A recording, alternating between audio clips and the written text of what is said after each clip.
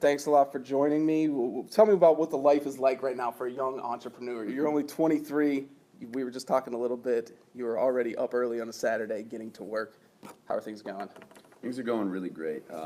Busy. I think things are growing really fast, and it's tough to keep up. But you got to lead the pace, and I'm trying to set a pretty fast pace. So tell me about your company and tell me, did you ever envision being a 23-year-old entrepreneur with some real world responsibilities right now? You told me you feel like a person who's much older.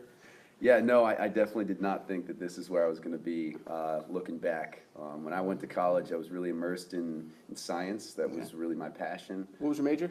Plant sciences. Okay. So I actually showed up to Penn State, and I had to pick between basically horticulture business or horticulture science. Okay. And I went the science route. I was really immersed in that and anticipated going to grad school for quite some time. I really had no interest in business, although I kind of always had a knack for it. So it was one of those things where I definitely did not think I was going to be where I am. But looking back, it made a lot of sense. So your company, fossfoss Solutions. I always have a hard time with it. How do you pronounce it properly? Fossvolutions. Fossvolutions. It should be much easier. I should not have that much trouble with it. When did the seeds for that begin in undergrad?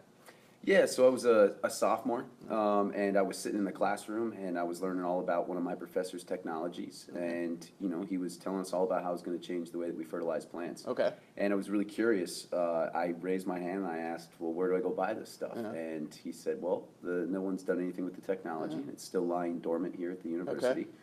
So it really kind of sparked my interest. We had to decide on a topic we wanted to write our final paper on in the classroom, and so I actually wrote it on the potential for commercialization for the technology. And within that, writing that paper, I actually found that the patents were still sitting here at the university and no one had licensed them yet.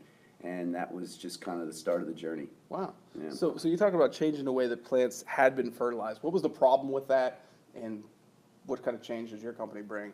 Yeah, so the U.S. will spend $32 billion on fertilizer this year. And what's just absolutely mind-blowing is that over 60% of that fertilizer, research shows, is just going to wash away before it's ever being used. So the idea is we apply just massive amounts of fertilizer, and it washes all away. So once it rains, a lot of that is it's totally ineffective then? Yeah, and so it's not only a large waste of money, but it's also causing all the water quality issues surrounding the algae blooms and the eutrophication that's occurring.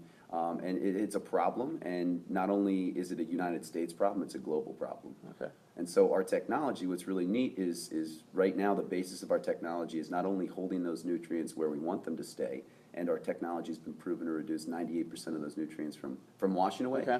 But what's really neat is we're also pulling nutrients out of polluted waste streams to generate the fertilizer.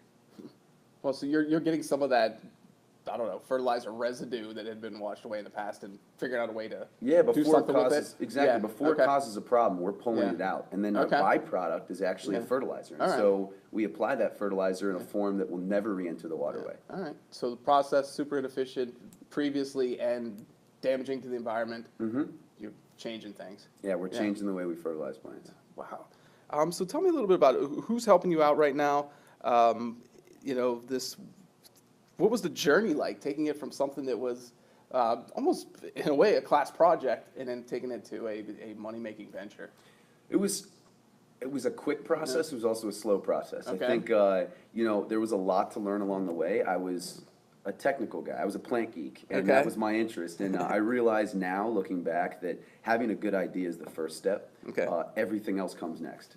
And so, right off the bat, I had the idea, and I wanted to figure out how to kind of learn all the business stuff behind it all. And at that exact same time, the Invent Penn State initiative had launched, and it was all of a sudden all these resources were popping up all around me to pursue and learn all about that type of stuff. I along the way, it was kind of a solo project at first. I was actually doing research in a lab on my own, research that was completely unrelated. And after I started gaining momentum, I actually dropped that research project, started building up a team while I was still in college. My partner, Ben Nason, he was actually a fellow plant science major as well, and he was starting his own entrepreneurial venture, and we ended up connecting here at the Launchbox and kind of moving forward from there. So It was Ben's venture. Was it the Tailgater Taters? The yeah, blue and it white was- potato chips? Yep. Yeah. So he was doing Yeah. a potato chip company, and he actually, it's a funny story. So we both competed in the Ag Springboard competition. Okay. This was very early stage for me. We ended up competing for $7,500. It was a competition through the College of Ag, and Ben won. Okay. So Ben got first place in that and took home the money. And it was, we didn't win anything. It was kind of neat to see that. And a year later, we ended up reconnecting, and now we both work together. So.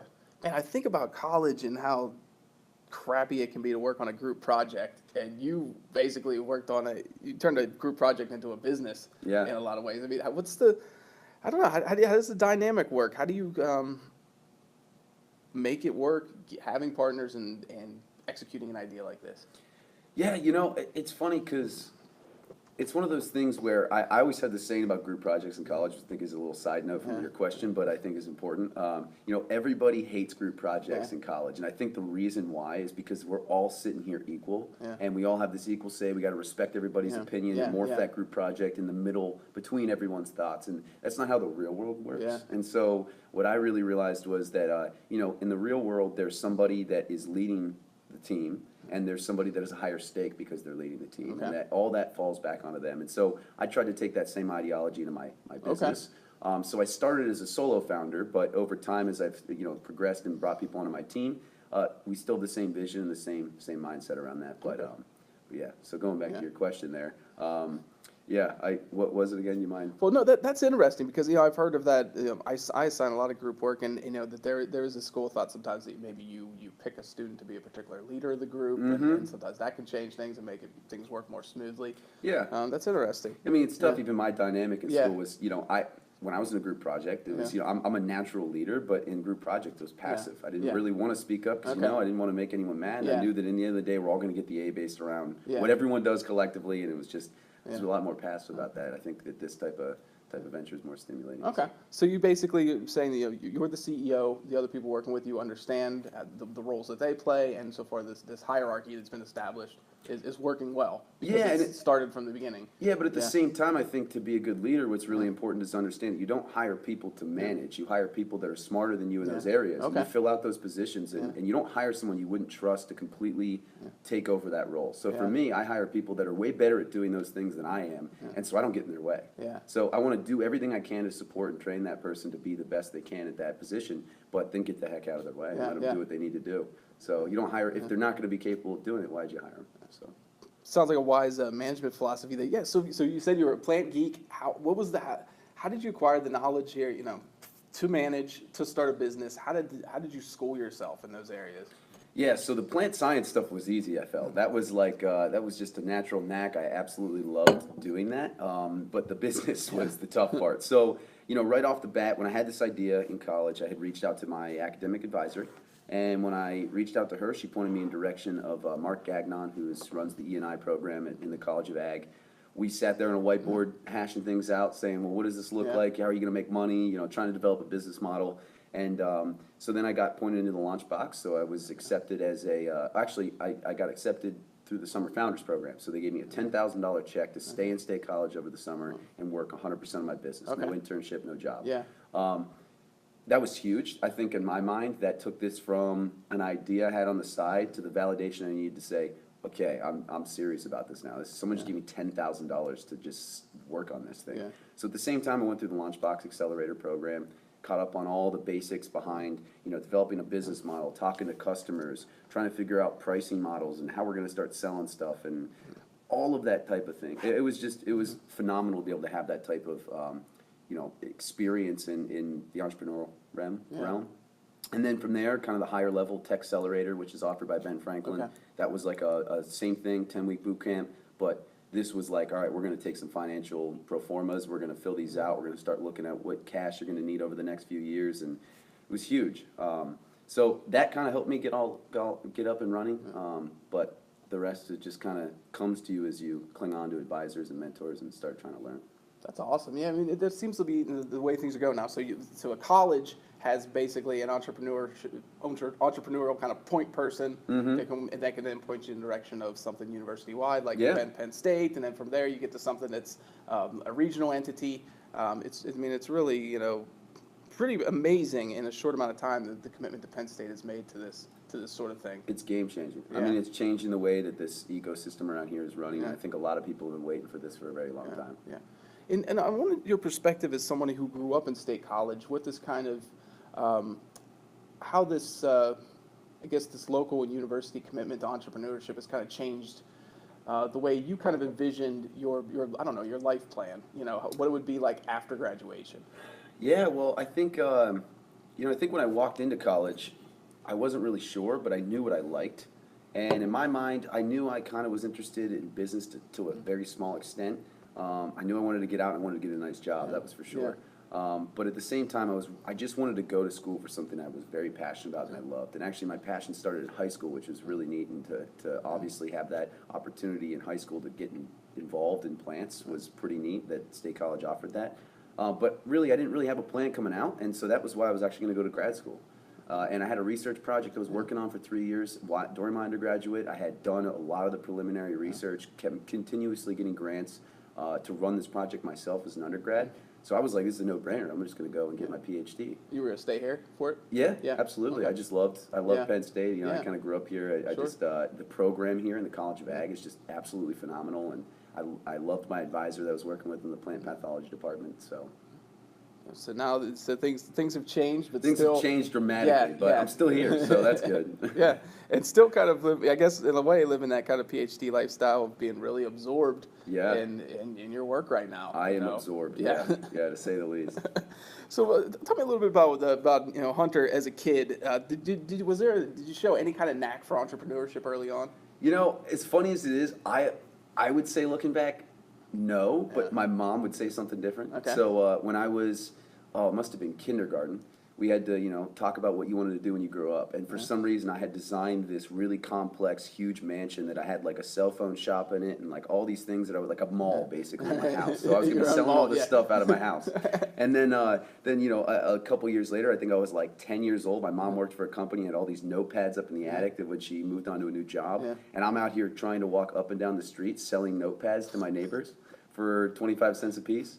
Meanwhile, they probably had your mom's name and phone Oh, number and well, she worked for a email. liquor company, so there were all a bunch of like liquor-based all right, things. cool, So all I'm right. out here as like 10 years old, like, you want to buy a liquor notepad? Yeah, It was really interesting. Then, I'd say at about 12, I started shoveling snow with a buddy. Everyone else on a snow day is like, sleeping in, going sledding, doing yeah. this. We're up at 6 a.m. out the door, shoveling snow for 12 hours, walking home with $300 a piece. Yeah. And it was just hilarious. When I was 14, on my birthday was my first day of work, working at Dairy Queen. Yeah. I was like, I already had the interview set up, already had the job. I just had to turn 14 to get my work Yeah, permit. you were So counting I've just down the been days. naturally involved and just excited to work and make some money. So I guess you could say, looking back, yeah. I was probably pretty entrepreneurial. So.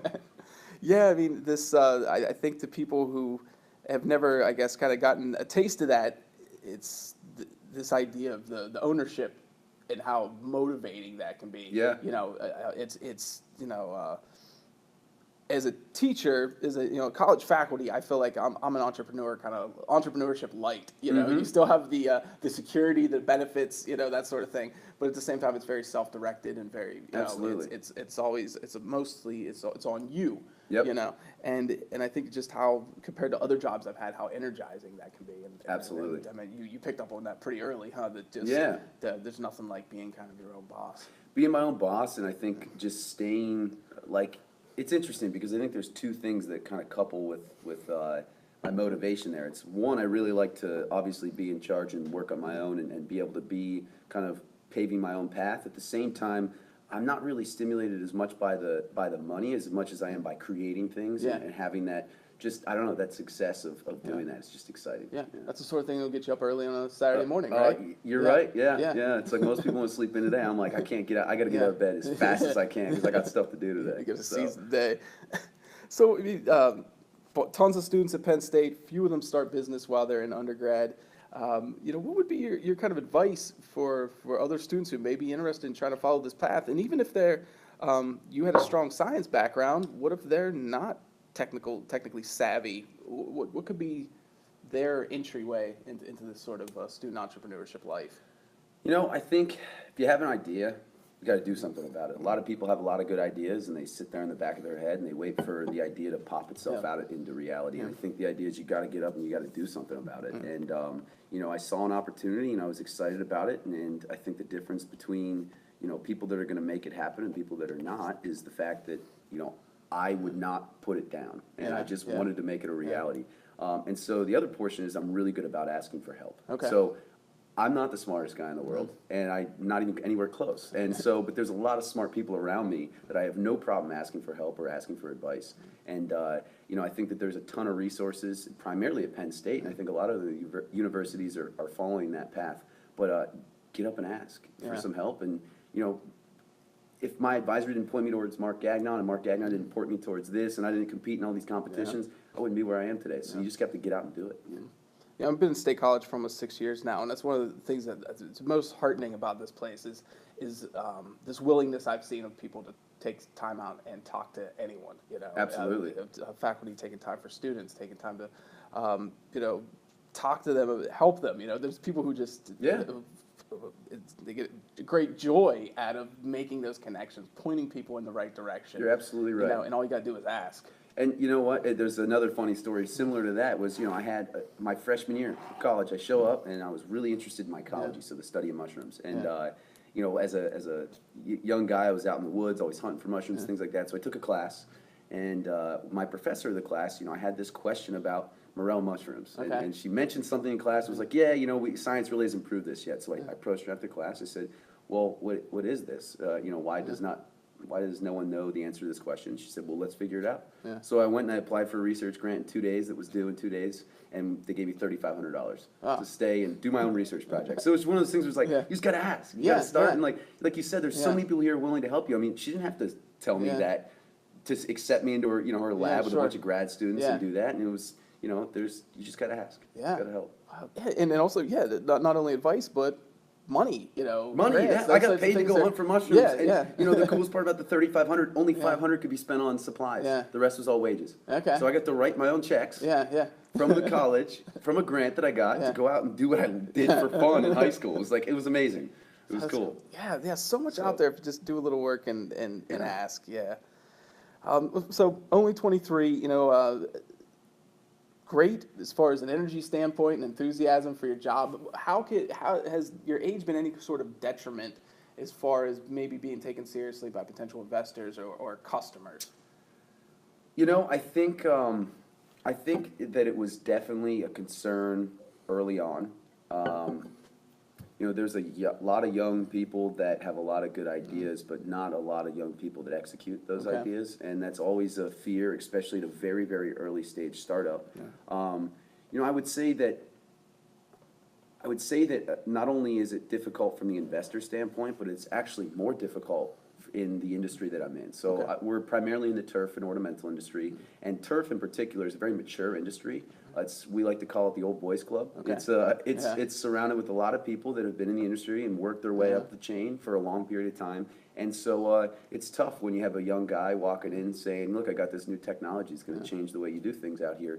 And they're like, yeah, I'm sure. You know, I've only seen 100 snake oils come through here. So, you know, tapping into that and breaking through that barrier was definitely very difficult. But, you know, it's fading. It's fading very quick. Maybe I'm just getting older. But, but you know, it's not really a problem, actually. I think a lot of people either think I'm older than I am, or they understand the maturity that I've gained, and that it's not a concern. So most of your dealings would be with golf courses? Is that primarily? I think that's our most active commercial market right now. Okay. So how do you're going into a meeting for the first time? How do you kind of get that across to them? You know, your maturity, your seriousness, your expertise in this. You know, how do you establish credibility? Well, one, I know what I'm talking about, which I think helps. So, you know, I understand the technology better than, you know, almost anyone out there. And so when I go in and I talk, I'm not afraid to talk to you like you're another human being, which I think helps. And then not only that, but, you know, I can talk, I can figure out, you know, the trouble points that you're dealing with. And then I think the story that we're telling just resonates with guys. They kind of look back and like, wow, I wish I did something like that, you know? And then I think just the massive opportunity we're going after people are just, they're impressed with the company as a whole, and our team is a bunch of young guys. I mean, it's a young team, and I think we actually thrive because we're a young team. We're hungry, we're motivated, we have the energy, you know, we're trying to make a way for ourselves out there in the world, and I think that, you know, people get that once they sit down with me. I think breaking through the door is the hardest part. Okay. So you're selling the product, but you're saying also people are choosing you because they're invested in your story. They like the idea of this being a student startup there. So that's a part of it too. Absolutely. Yeah, I think a lot of people are following our story. Yeah. You know, I walked into a golf course last week, and the guy's like, I mean, he walked over and he said, "Hey, Hunter, how are you?" And I'm like, and he's like, "Yeah, I follow you on LinkedIn. Like, I follow all your story, and I'm just like, I love seeing what you're doing, you know." And that's basically why he gave me the time of day. That day. So it was a big club. It was not something that they don't let sales reps walk in the door. So it was really neat. So we were talking earlier about how you, basically you've avoided any forms of social media personally, but you are pretty active on LinkedIn. What has that been like? How valuable of a platform has that been for a young entrepreneur?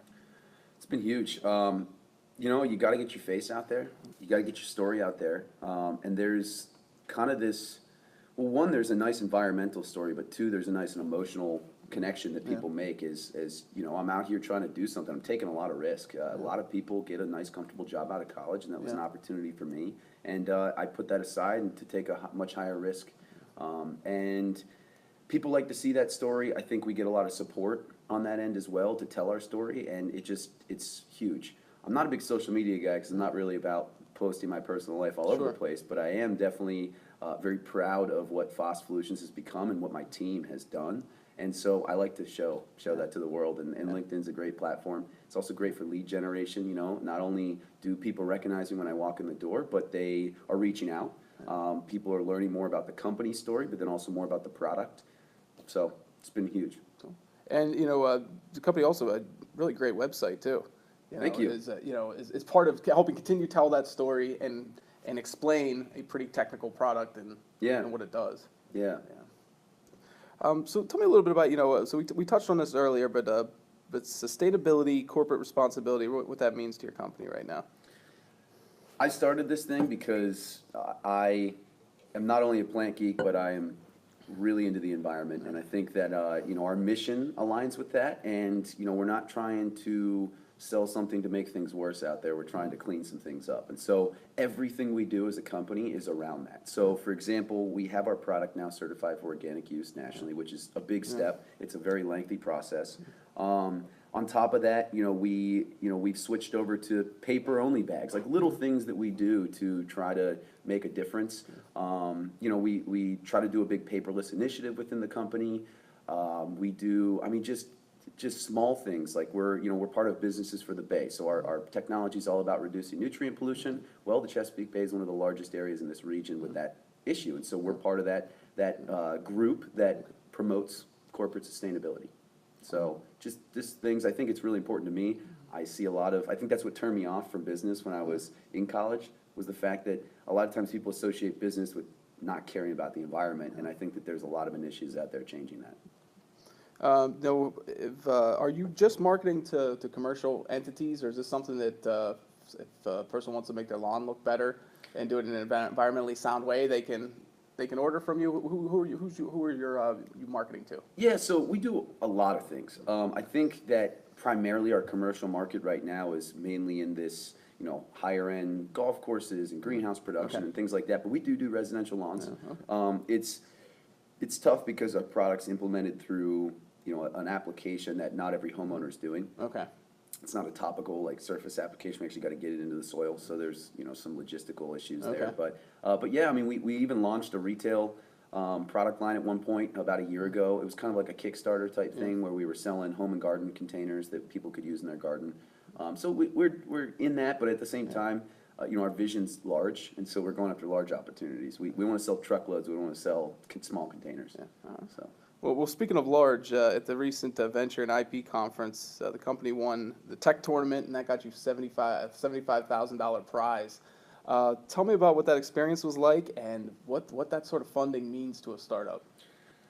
The funding part is just enormous. $75K goes a really long way when you're a small startup company. Just absolutely incredible that we had the opportunity to do that. It was really tough competition. You know, Penn State has a lot of great technologies, and we were competing against 11 other technologies that were just, I mean, I was nervous the whole time. It was really tough. A lot of great ideas, a lot of great teams, a lot of great professors that are commercializing their technologies, and we were competing against all them. It felt great to win. I'm not gonna lie. In the back of my mind, I was like, we really need this 75K right now. We're also in the process of fundraising, and so that gave me the wiggle room to be able to delay that to the point where I can do this right, and I can get everything in order and go out there and actively fundraise, and have that leverage. The fact that we don't need that money today, which is really unique as a startup company. Yeah, I mean, we were talking earlier, you know, the LinkedIn, my feed, it keeps popping up. This photo of you and Ben and a big check for $75,000. This has been highly visible and promoted by the university heavily. What do you, and with that, you know, and because Penn State has invested in this so much, you've become one of the kind of faces of student entrepreneurship at Penn State, and a big part of kind of what the university wants to celebrate. What's that experience been like, being kind of the being front and center for your company, being interviewed by the media, being photographed, and I get the sense you're probably on a first name basis with President Barron now, right?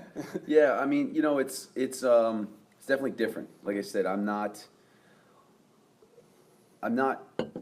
usually interested in that type of thing, but at the same time, I understand how much value it provides to our company. I think that just being able to get that spotlight for the company name, the product, and the technology, and obviously you have to play that role as, you know, a leader and a CEO of that, is to be able to understand that there's a time and place for that, and it has a lot of value to you. At the same time, you know, it does take a lot of time, and so I think that's what I weigh out all the time, is whether or not these opportunities are going to be beneficial in the long run, or should I be working today? And I struggle with that, but at the same time, I think that, you know, it's also a portion of giving back. You know, there's a lot of resources that have helped me get to where I am today, and if I can take what I've done and showcase all of the resources and push off all of that, you know, spotlight onto the fact that I wouldn't be where I am today without all those resources. I try to do that in any way I can.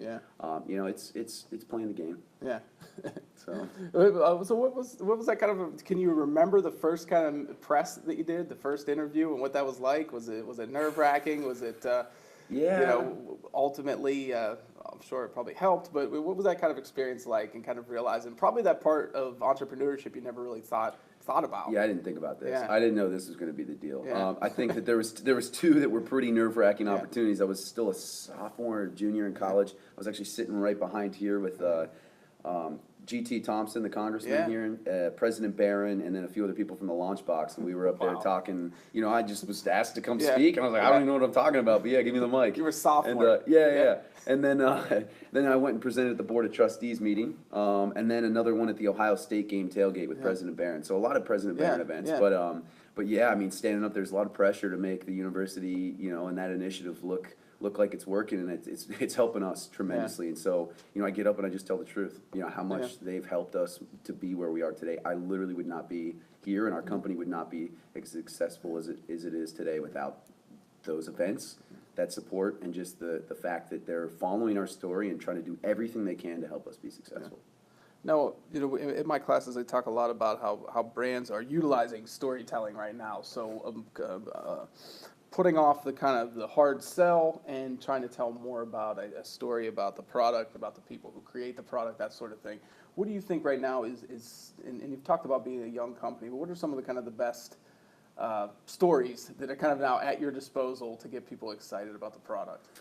You know, I think it's where we're going. So, you know, even when I walk into a golf course and I talk to somebody, you know, we get to the point where I explain the product, I learn more about you and all that kind of stuff, and now we're done with that. Now let's get to know each other, and you know, we like to bring up our story and where we're going, because it's a huge opportunity, and it's really neat that we're going through working with some large global chemical corporations to implement a technology that removes the fertilizer from the polluted waste streams. And when we start talking about this stuff, they're like, well, what are you doing here selling stuff to golf courses, man? You're out here like changing the world, you know? And so, yeah, it's neat.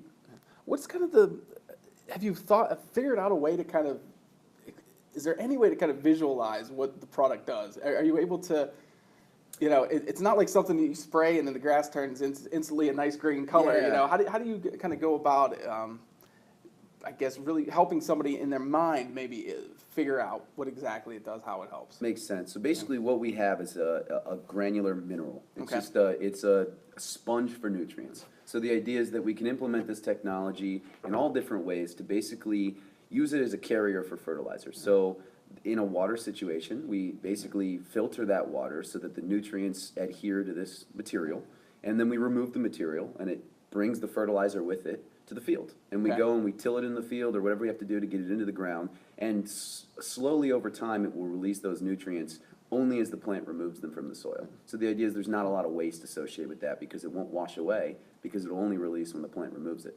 So we kind of have this technology where it's very versatile, Okay. where this material, this carrier we use, is able to be used in all sorts of circumstances, whether that's just trying to, I mean, we can treat manure, we Yeah. can treat water, we Okay. can add it to the soil to buffer basically what nutrients are being applied. So there's a lot of different applications, but we like to think of it as a sponge for the nutrients that are causing the pollution. Yeah, I like that. Yeah. Yeah, that kind of removes all kind of technical things people can wrap their mind Yep. around what a sponge does. Yeah, exactly. Yeah, so just like a sponge holds water, our sponge holds Yeah. nutrients. Yeah. So, Cool. No, you mentioned some of the local resources available. You know, we're talking from the launch box right now. This place in particular, what has this kind of meant to you, and why is it a place that now you are still closely involved with even after you know were, what was it, the Launchbox Accelerator program? Mhm. So even after you were here as part of the formal process, why is this something you chose to stick with and invest in, invest your time in? yeah, I think that the co-working space here is huge because, we have a lot of students that have worked through with us over the years, from internships and things like that, even joining part-time on a team, and it's a great place to meet locally. It's a community working space, which is huge. I think that it's neat that we've been able to run into all sorts of opportunities where they kind of sync up. So you talked about a really good-looking website. Well, Chris Weaver, the guy who just let us into the Launchbox, he did our website, and I wouldn't have figured out about Chris if he didn't work here as a community member and run into him. I think the space here, not only from the accelerator program, is great because it helped me learn. It was a boot camp for that. But at the same time, I have 2 resources here that allow for me to have free legal help. So the Entrepreneurial Law Clinic does all of my business agreements. I mean, he even makes jokes. He'll divorce you if you want. And then the IP Law Clinic, we filed a provisional patent application for some new developments, and all of that was done by law students and Rachel, who runs the clinic, all done for free. Which is just, at an early stage startup, I mean, absolutely phenomenal to be able to have those resources to tap into. Small business developmental centers here as well. They help with everything from like tax questions to business consulting, all sorts of things. Ben Franklin Technology Partners, so not only have they invested in us, but before that, we went through their business accelerator program, and we get accounting resources. You can't even imagine, HR resources, just everything you can think of. When I need to go fundraise, I'm reaching out to a Ben Franklin guy to say, how do we do this?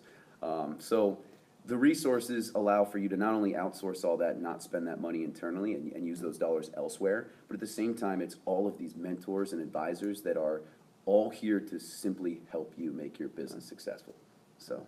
Yeah, and it should be noted that you don't just have to be a Penn Stater either. I mean, this is available to community. Yeah. Can walk in here at any point in time. Yeah. From 8 to 5. Cool. So wondered, I ask everyone, a tip, a trick, a tool, something that's been helpful in your success, your day to day. It could be a mantra, it could be a way you unwind, anything that's been really helpful for you.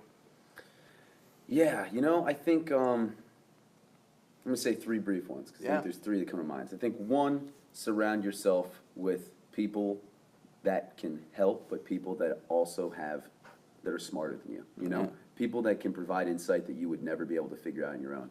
I think 2, pull people close to you that are gonna be hardworking people. So I'm all about the team. You may have a great idea, you may have a great business opportunity, but without the team to execute it, there's just nothing you can do. And 3, I think do it. I think that's one of the biggest things that a lot of times people sit there at the whiteboard and try to make this idea perfect, and that just spend so much time on the technology when it's like, just get out and throw it out there and get it in front of somebody. So throw the spaghetti on the wall, see if it sticks, and that's where we don't do everything perfect. We do it just perfect enough to move forward.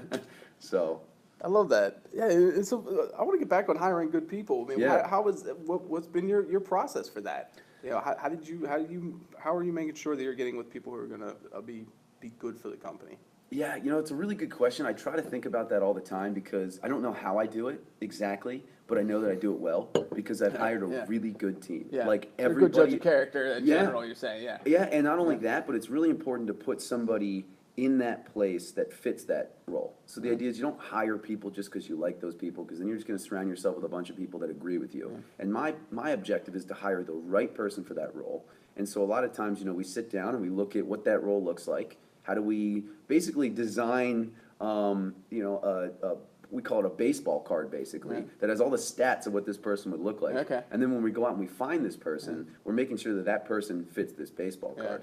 And we want to still like them. We want to make sure they fit in the company culture, which I think is also really, really important. But it's more about, is this person going to do this role correctly?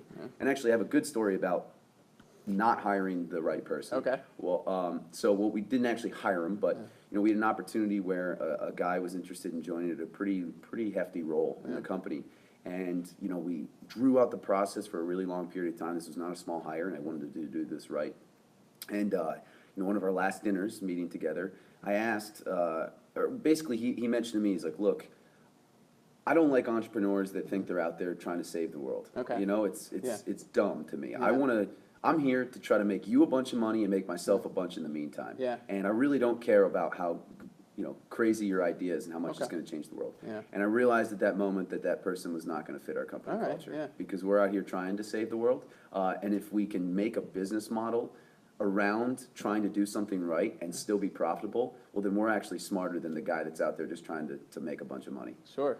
So. Yeah, they don't have to be mutually exclusive. No, and Yeah. I think that a lot of people think that. Yeah. And I did, so.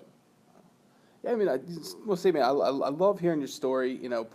Within the last year, I've been trying to figure out ways that I can get more involved here. It was part of the spring speaker series, and it's been it's really super inspiring to talk to people with startups in general, but even more so to talk to students, who've done this sort of thing. I'm amazed. When I was in college, I did not have that much drive, foresight, whatever, to venture out on something like this. So I think it's awesome what you're doing.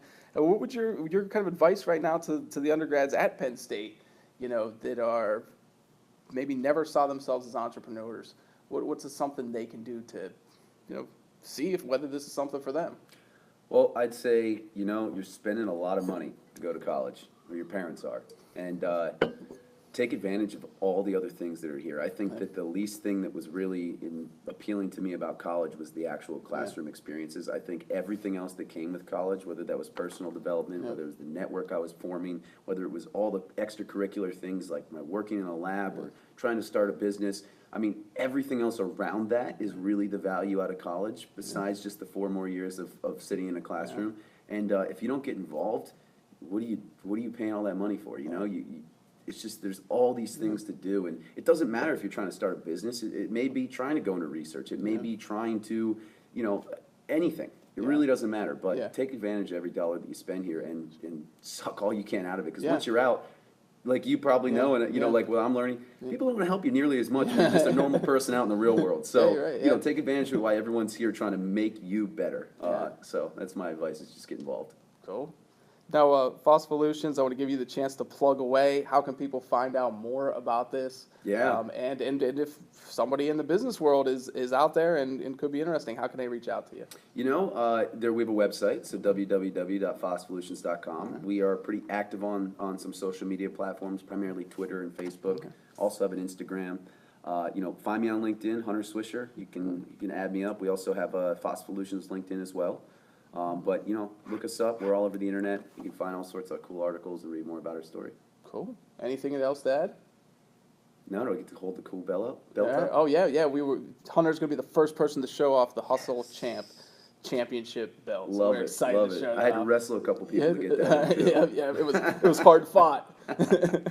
Thanks a lot, man. It's been a pleasure talking to you. Absolutely. Thanks for having me.